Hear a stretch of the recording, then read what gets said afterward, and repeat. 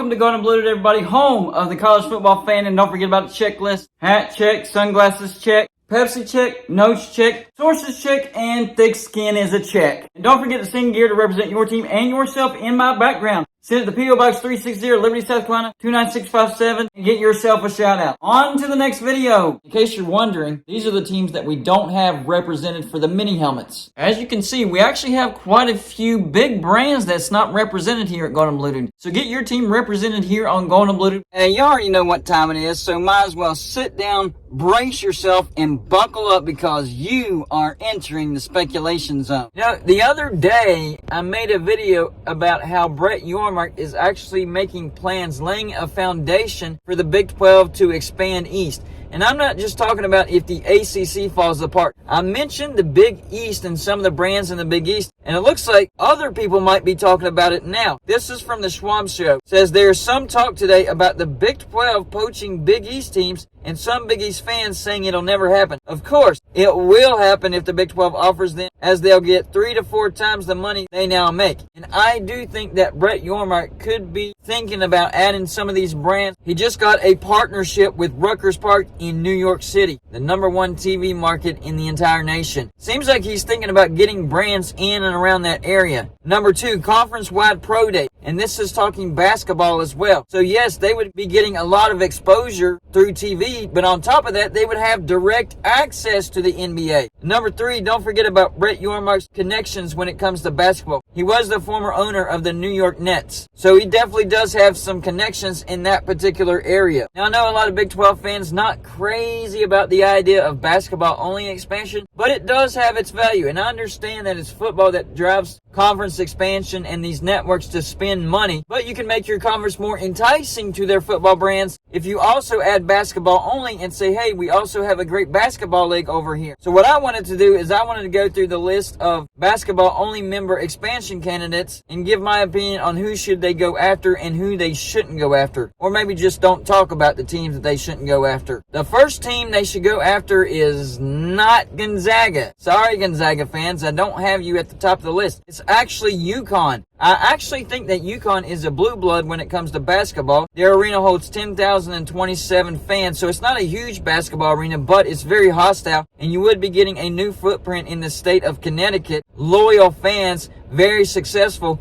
and oh, by the way, they are making the Final Four this year. They beat, Gonzaga. They beat Gonzaga to get to the Final Four, and UConn, unlike Gonzaga, actually has a national championship in college basketball. Gonzaga has been very, very close, but hasn't quite been able to do it. UConn has multiple championships. UConn has way more success than Gonzaga, and UConn has played in a tougher conference than Gonzaga. So even with Gonzaga's recent success, you have to take into consideration the conference they're in. It's not a very good conference. It's not terrible, it's not bad, but it's definitely not as good as the Big East. And that's another thing to take into consideration. Teams in the Big East like to pride themselves on being in the best basketball conference in the entire nation. They can't say that anymore. The Big 12 is now the best basketball conference in the entire nation. And if they add more teams, then they'll just be adding to it. So that would be a draw to these Big East teams. So that's why I have #1 UConn, because they already have the pedigree. They already have the marketability. That's a solid footprint in the New England area of the United States. And it's a footprint in a new state in Connecticut. #1 UConn as far as basketball only teams that the Big 12 should go after. Number 2, also not Gonzaga. Sorry guys, it's actually St. John's. Now their home basketball arena holds only 5,602, but they do play in MSG, Madison Square Garden, quite often. That holds 20,789. And of course, the #1 TV market in the entire United States is New York City. St. John's would be valuable to the Big 12, especially with the Big 12 getting that partnership. It looks like they could be leaning to getting teams in that area. St. John's fits the bill, and I think St. John's would be an interesting pick for the Big 12, and I think they might actually consider it because of Brett Yormark's connections. He has a lot of connections in that area. If anybody can talk St. John's into joining the Big 12, it's Brett Yormark. Number 3.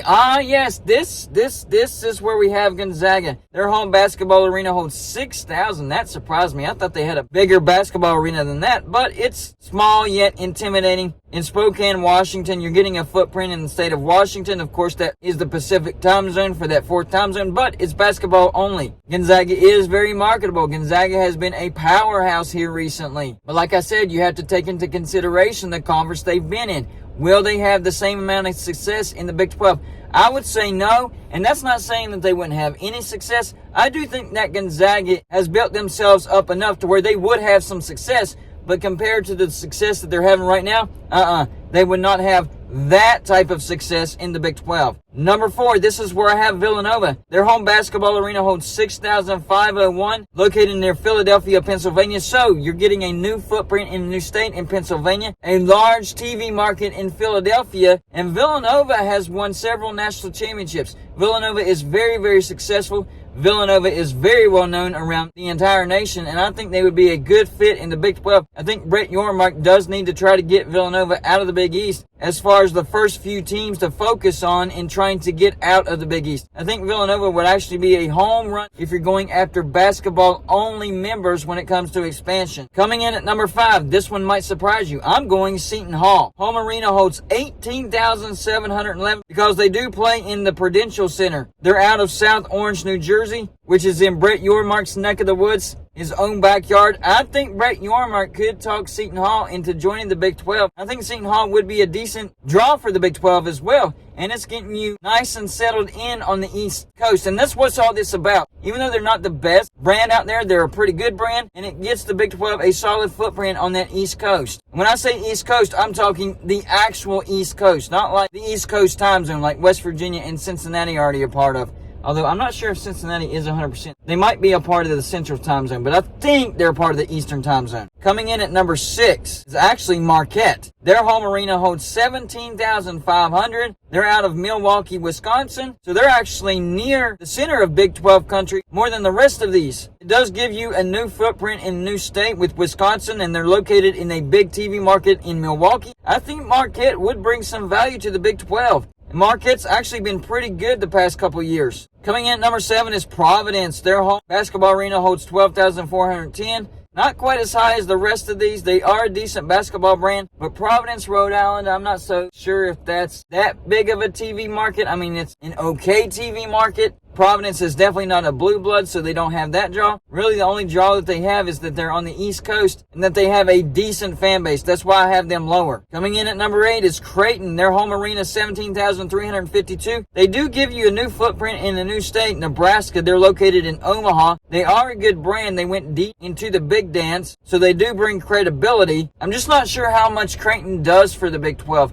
I actually think Marquette, located in Wisconsin, would do more for the Big 12 than Creighton, located in Nebraska. Finally, coming in at number 9 is Xavier. Their home arena holds 10,250. And the reason that they're so low on this list is because they're out of Cincinnati, Ohio. And yeah, we already have Cincinnati. So it's really not adding that much. But you are locking in that rivalry, and you're locking in the rest of that market in Cincinnati. There is some parts of Cincinnati that like Xavier. This is an intense in-city rivalry. So it does allow the Big 12 to capture the entire market of Cincinnati if you do bring in Xavier. My 3 honorable mentions is DePaul. The only reason that they're an honorable mention is because they're out of Chicago, Illinois, a large TV market, but their brand not so good. Butler out of Indianapolis, Indiana, once again, it's because of the TV market. Their brand not so good right now. And then finally, Georgetown out of Washington, D.C. Once again, TV market, brand not so good right now. So y'all let me know in the comment section. Number 1, do you actually think that the Big 12 should try to go after basketball-only members? Number 2, if you think they should,